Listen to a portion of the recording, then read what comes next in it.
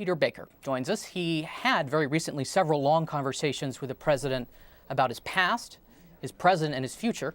Peter, thank you for joining us. Thanks for having me. I want to start by listening to something the president said last night about Republicans.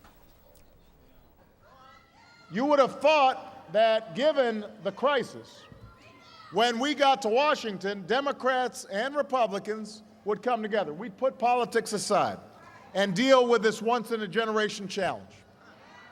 I hoped, I expected that we could move beyond the game playing and the partisanship and the bickering that had dominated for Washington so long, roll up our sleeves and get to work. Because although we are proud to be Democrats, we are prouder to be Americans, and all of us have a stake in creating a better future.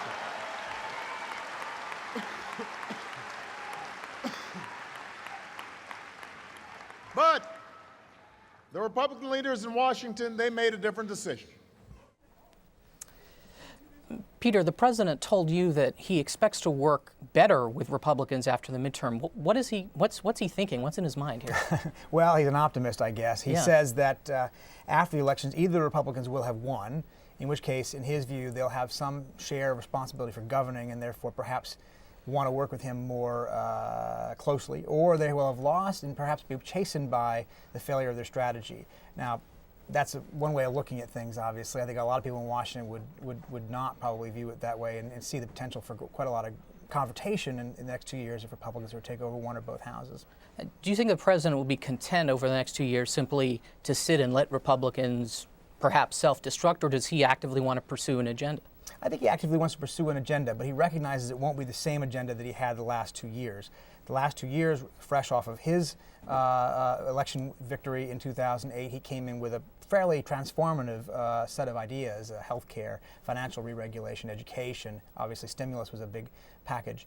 And he was at his moment of maximum leverage, and even for that, he had a difficult time, obviously, getting many of these things through. He did get those 4 things through. The next 2 years, he recognizes he won't be able to do quite as much in that regard. It'll be more about implementation, more about making what he's already put through effectiveness and defending it against attacks in the Congress and in the courts. What is his general explanation for the discontentment in the electorate? I mean, obviously there's the economy, but what does he think? Does he agree, or does he concede perhaps that his campaign promises, the tone of his campaign was too optimistic for the times, perhaps? Right. The expectations were too high? I asked him about that. I read him a fairly famous quote from when he secured the nomination in 2008, and he talked about how this would be the moment people would look back and think that the oceans began to recede and the planet began to heal. And I said, well, how does that sound today to you, sir, after all of what's happened? And he says, well, he doesn't back down from any of it. He says, he used the old Mario Cuomo line, you campaign in poetry and govern in prose, but he argued that he's actually made a lot of progress toward the goals he outlined in that sort of rhetorical flourish. But I do think the expectations obviously were enormous, and even outside of the crisis atmosphere that he took office in, would have been hard to match. Finally, let me ask you, based on your conversation with the president and other advisors, in their gut, what do they think is going to happen on November 2nd, assuming, it's not going to be a good night for them, but how bad a night do they think it's going to be? Well, I think that they feel that it's going to be a bad night, and I think that they're not going to admit it out loud, but they agree with most of the things that I think that have been written, you've written, other people have written about the House being pretty hard to see staying in Democratic hands. Senate, they feel obviously better. Individual Senate races have broken in a way that they think that they hang on to a very bare majority in the Senate. And it's just, it's either going to be a prescription for confrontation and gridlock, or something really interesting is going to happen in the next 2 years.